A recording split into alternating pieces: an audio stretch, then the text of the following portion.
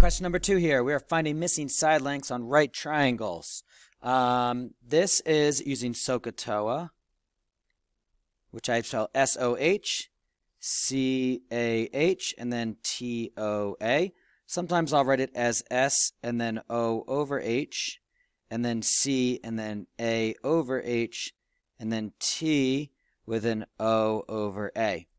What that helps us do is it helps us decide which trig functions we use for these right triangles. So let me zoom in a hair here, and we'll do the first one. So the first thing I do is I circle the angle that we're working with, and then I look at the sides that we are dealing with. This is the 12 here is opposite of the right angle. That's always H, the hypotenuse. And then the X here is opposite of the 35, so it's O. So in this case, I'm working with O and H. Now I need to decide which function to use. So I look up at SOHCAHTOA. Tan uses O and A, not going to use that one. Cosine uses A and H, not going to use that one. Sine uses O and H, the SO in SOHCAHTOA. So what I do is I use sine, and then I set up my my ratio. So I do sine of, I always make sure this is an angle, right? My angle here is 35 degrees. I always take sine, cosine, tangent, etc. of an angle. So I do sine of 35. And then that equals, what is the opposite?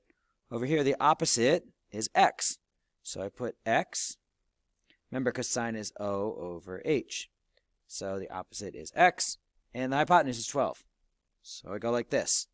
So some people need, you may see how to solve this, and if that's great, then if you can see that, that's great. If not, sometimes I like to put that over 1, because then our brain say, oh, we're going to cross multiply. So when I cross multiply, I get 1 times x is equal to 12 times sine of 35. And then I just have to use a calculator. 1 times x, that's the same as x, so I can just write this as x. And then what I type into my calculator is 12 times sine of 35. The one thing you want to do is make sure we're in what mode? Degree mode. If you're in radians, it's going to give you the wrong answer. So if you type into your calculator 12 times sine 35, then you get that that side length is equal to 6.8. Come on, 882. And that's your answer for that one. So let me go down and do the next one. This one, here's my angle. This is opposite. Come on, little pen.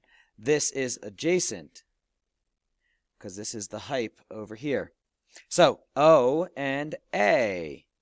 If I look at this, sine, O and H, nah. Cosine, A and H, nah. Tan, O and A. So since I have the opposite and the adjacent, we are using tangent. My palm rejection is working very poorly right now, and it is annoying me, so I apologize. So what do? I take the tan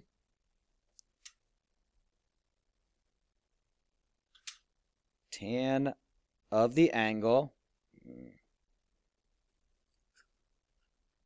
So I take the tan of the angle, and I set it to the opposite, which in this case is 10, divided by the adjacent, which in this case is x. And this one, again, if I set up, if I put this over 1, then hopefully you can see that we cross multiply to go ahead and solve this. So what I get is that x times tan of 28 is equal to 10 times 1, which is 10. And then tan of 28, it's a number, it's in our calculator, so I can divide by it.